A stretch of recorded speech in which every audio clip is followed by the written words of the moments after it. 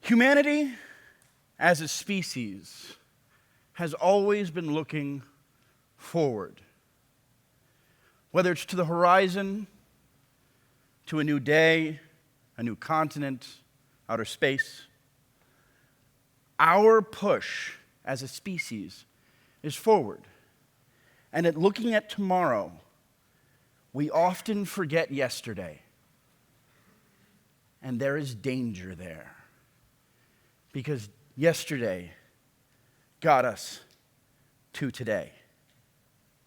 Yesterday can bring us to tomorrow. I'm an architectural conservator, a timber framer. I spend my days working on old buildings, occasionally building new ones in old ways. I started out in the Hudson Valley at a museum. I worked for a millwright for a couple years, working on windmills and water wheels. Then I went and got my master's degree in historic preservation, started my own company. And all of these things made me focus on buildings. And it's only been in the last year or two that something has shifted. Several years ago, the State Historic Preservation Office of New York reached out to me and said, "We're considering building a historic trades program." And I jumped on it. I was the president of the Preservation Trades Network at the time, and I said, "This is amazing. These skills are amazing because people don't understand. Traditional trade skills will always scale down to modern. But if someone who is trained in modern carpentry and sheetrock can't necessarily do plaster or timber framing, you train a timber framer or a plasterer or a traditional painter, and they can do modern all day long. These are actual, marketable skills." Now, this is North Adams, Massachusetts. Looks pretty much like just about every town in New England. Full of old buildings, drafty windows. People will tell you time and again that these buildings should be replaced. These buildings cannot be efficient. These buildings have no value. These buildings are what brought us to where we are. These buildings protected our ancestors in New England through New England winters, in the South through southern summers, in the days before air conditioning and central heat. People will tell you these buildings are too difficult to work on. Nothing's straight, the plaster's failing, maybe there's lead. Health concerns aside, old buildings have been around for hundreds of years because old buildings, to use the old adage, well, they don't build them like they used to. Now, I was lucky. Earlier this summer, I was in the Netherlands studying at a program, a 2-week intensive program at the Institute for Housing and Urban Studies Development. People from 4 countries came together: the Netherlands, the US, South Africa, and Brazil. All countries that shared a colonial past with the Netherlands. And the class was comprised of urban planners, academics, bureaucrats, and 1 carpenter. I was the only tradesman in the room. And day in and day out, we had guest lecturers from around the world coming and talking about saving our cities, saving the history in our cities. And inevitably, the conversation came back to the lack of hand skills. It does not matter if you were in North Adams, Massachusetts, or Rotterdam, or Cape Town, South Africa, or Recife in Brazil. Apparently, the pool of people who know how to work on an old building is just not that big. I don't understand this. Well, intrinsically I do. It's our passion to look forward. We all abandoned our landlines in favor of cell phones because cell phones were just more convenient. Well, maybe not everybody. It takes time to learn a traditional trade. You're not just cutting 2x4s and slapping them together. It takes a certain dedication to the craft. But there is no more satisfying thing than at the end of the day looking up and seeing something that'll be there for 200 years that you put your hands on.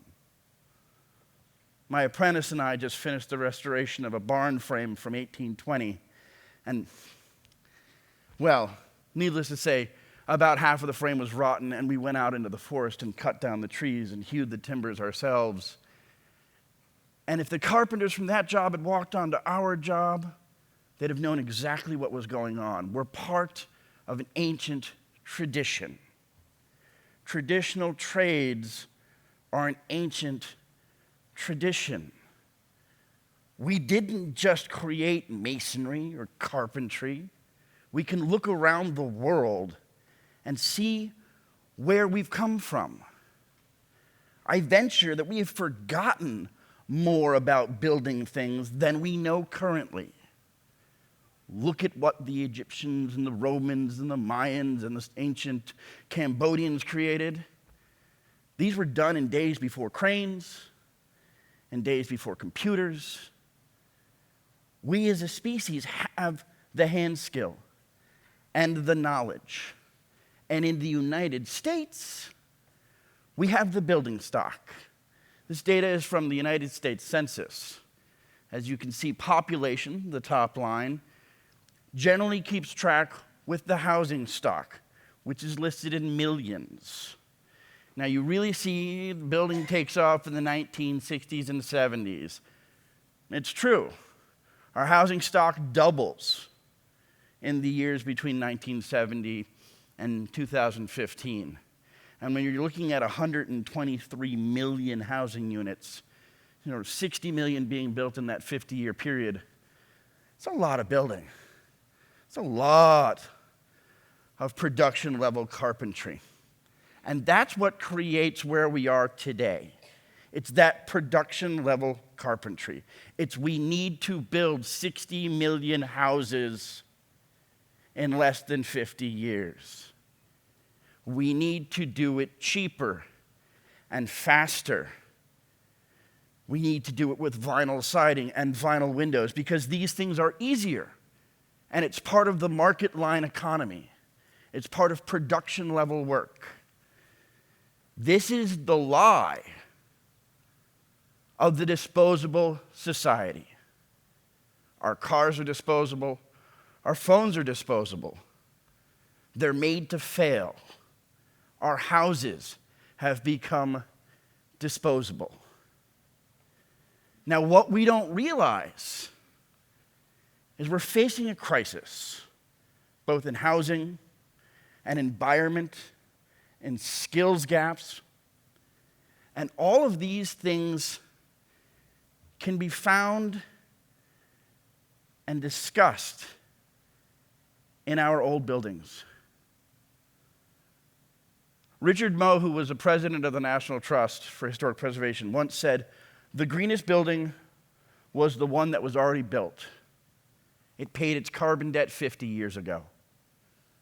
If you build a building today with the greenest methods known to man, it will still take decades for that building to pay off its carbon debt. If you retrofit an old building, paid its carbon debt 100 years ago, 50 years ago. It was built in a time prior to cooling and heating, as I've discussed, so it's easier to maintain the environment. There's economic value in it. Now, near me in Albany, New York, there are 1,000 abandoned buildings in the city of Albany. 1,000. Some of them are marked for demolition. Some of them are referred to as zombie buildings. Neighborhoods where these buildings are tend to fail.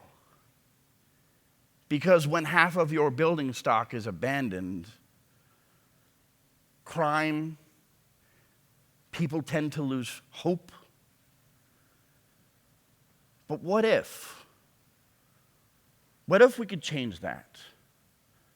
Now, I was teaching this preservation carpentry class that I helped develop in the Capital District of New York.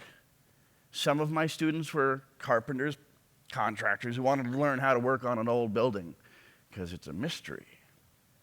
Some of them were historic homeowners. Some of them were neighborhood activists who believed with every fiber of their being that if they could fix the house next door, if they could teach their neighbors to fix the house next door, they could change their neighborhood. This is a photo from my first class. Half of it was women. And they all dove in. Day in and day out, week in and week out, as I was teaching them form and style and boring them with the intricacies of wooden windows. They all learned, and something shifted in me. Something changed in me. I've always been about old buildings, been passionate, consumed, you could say. But suddenly, it was about the people. Suddenly, I saw what we could do. Now, there are organizations out there, Preservation Trades Network, the Timber Framers Guild, the Slate Roof Contractors, the Window Preservation Alliance. They will bring you in. They will teach you. But these organizations are not, albeit, the answer. There are several programs around the country where you can go and learn these skills. The American College of the Building Arts is a 4-year program in Charleston. Arose after Hurricane Hugo when they realized they didn't have anyone to fix historic Charleston. And so they made that happen. We don't need a disaster to make this happen. We don't need a city with 1,000 abandoned buildings to make this happen. What we need are people who have a hand skill, who want to learn a hand skill, people who want to teach, people who want to learn, people who are willing to go into neighborhoods and say, don't tear out that window. I can teach you how to fix it. Don't tear down that building. It's been there for 150 years. I guarantee you, if you take care of it, 150 years from now, it will still be there, and the houses that were built in 1975 will be gone. I've worked on houses that were built in the 70s that are destroyed already because they weren't built well to begin with. And I walk into houses built in 1700, and they're fine. And I'm not saying that the future and that new is bad. But what I am saying is that where we came from is as important as where we're going. And if in our headlong rush to the future, we take a moment and we step back and we quiet our minds, this can change us. This can change the world. And if we bring this message into places where there are buildings and people who need jobs, and if we abandon the concept that working with your hands is somehow less, we can change the world. And we can start that today, here. Thank you.